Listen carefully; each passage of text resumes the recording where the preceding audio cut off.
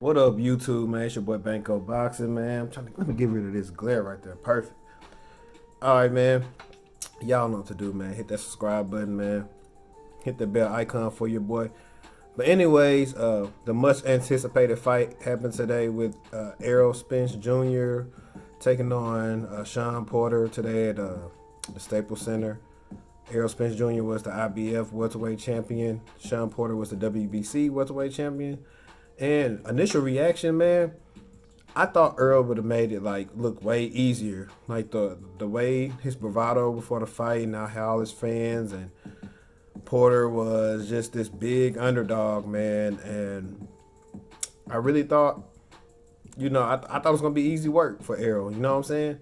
But what I've been saying in my videos, what CJ been saying in his videos, and other people who actually pay attention to boxing and not buy into the hype, is that Shawn Porter is a top level competitor. Meaning he might come up short like he did tonight, but it ain't gonna be easy.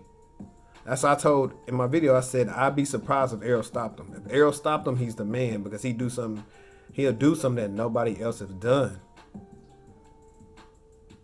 And he wasn't able to do that. He did. He is the second person to make Porter touch the canvas since Adrian Broner 4 years ago. So he was able to do that. It was a good punch. He's always susceptible to that left hook, and he caught him with it right on the money. Porter is always susceptible to the shots he doesn't see. But man, Porter recovered from that. Porter came to fight all 12 rounds. And I don't want to hear nothing about people talking about, oh, well, Errol always fighting the opponent's fight, and he do that to show him he can win. Nah, man. Errol, they figured they was whatever he was gonna do, and they was just gonna beat him at it or try to bully him. And you see in there, Shawn Porter's an athlete. He was pivoting on the ropes, getting Errol on the ropes, getting Errol. I don't want to say Errol was ever hurt, but he was landing some hellacious shots. He was in there working, bro. Like, I put on Twitter, like, Shawn is working. My streams was messing up, so I didn't see some of early rounds, but when I put it on, I was like, man, Shawn surprised me. Shawn did a good job of mixing it up, of doing his normal tactics, but of course still boxing.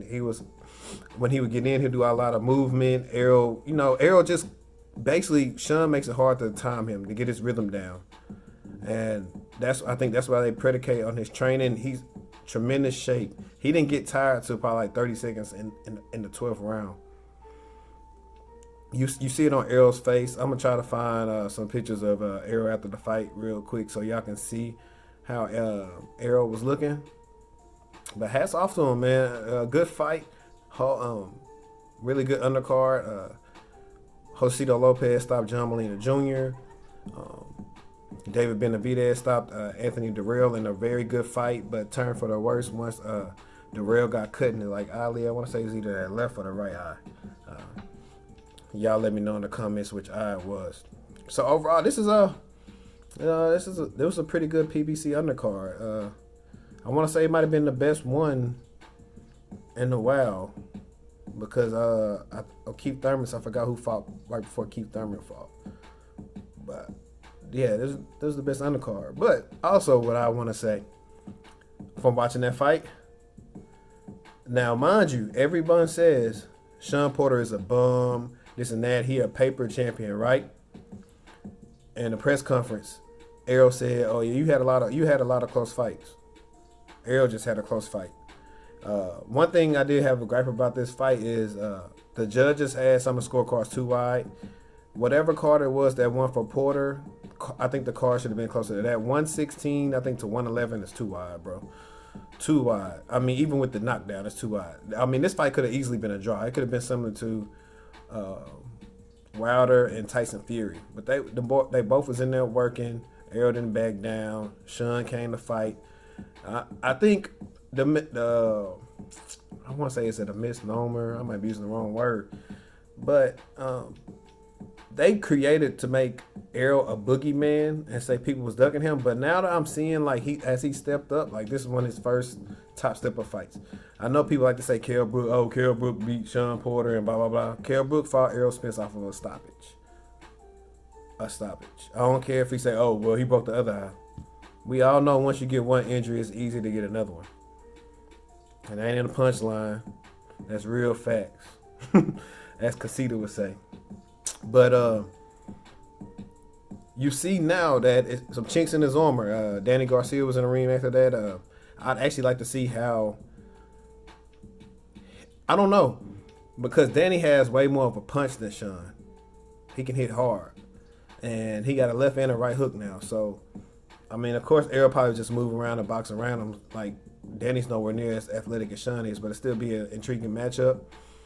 Keith Thurman, if Keith Thurman fought Errol as the moving and stuff like that, as he normally do with using his legs, I think I give Keith Thurman a nod. But then you can always catch Keith with a body shot. So that's that. But they were saying like people were back. Let me get back to where I say they created Errol as a boogeyman. They were saying that Errol was the boogeyman, and because people didn't want to fight him. Now, Keith Thurman even said in a video when it was like leading up for the pressers with him and Pac-Man, he said, "I'm not ducking Errol. I haven't even got a contract. In order to duck, I need a contract." I don't think none of these guys were sent contracts for Errol. It's always been like, oh, he want to fight them, this and that. But behind the scenes, his handlers was like, we're going to move you like this. Because think about it. He's, what? I'm 27. Errol should be 28, 29, 30, in that range, whatever. All them, Danny, Keith, AB, Shawn Porter, Mikey Garcia, Bud, all them around the same age. You know what I'm saying?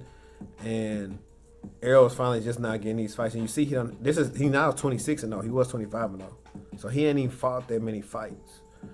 And his resume is getting better. His resume will continue to rise. I feel like Errol can still improve. I was looking at it, I was like, man, Errol don't move his head that much, man. I'm looking at it, I'm like, they not ready for him to fight Bud. It's facts. I don't think he said Bud name after the thing. You seen Danny Garcia in there. He's not ready for Bud. Bud's a switch hitter. Bud can fight orthodox. Bud can fight southpaw. And Bud's just way more accurate with his punches. And he got a mean streak in there. So, and he can move. So, if you're struggling with Shawn Porter, you're not ready for Bud. And if you was to come out and say, you know what I'm saying, hey, give me these fights. Let me beat some top welterweights. And I'm ready for Bud. People will respect that more than saying I'm the A side, he on the wrong side of the street, and smoking mirrors, all that stuff. Nah, man. It's not smoking mirrors. He's not ready for Bud yet.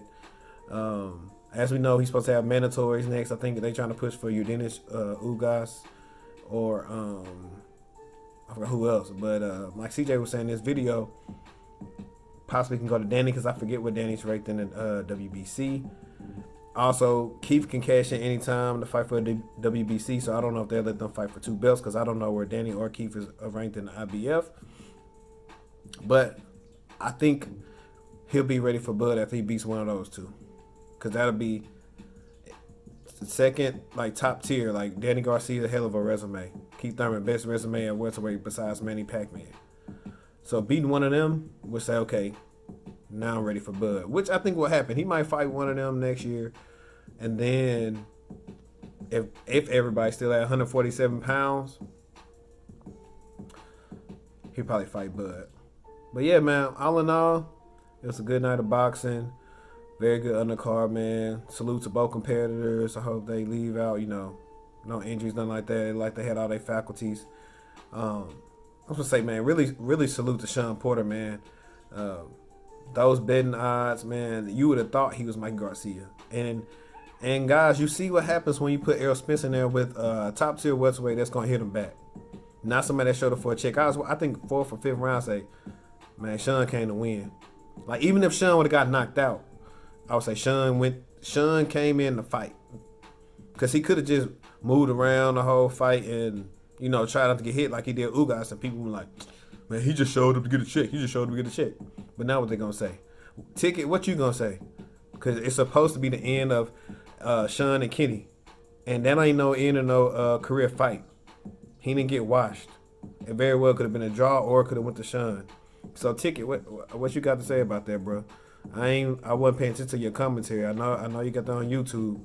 All the LDBC fanboys, you know, I know what y'all was doing. Y'all trying to push, all the propaganda to sell the fight more. I hope y'all reach y'all purpose. But at the end of the day, man, Shawn still could be in some big fights. I'd pay to go see Shawn, even in the Staples Center. Look, we know Errol was fake, but guess what? You heard people start chanting Porter.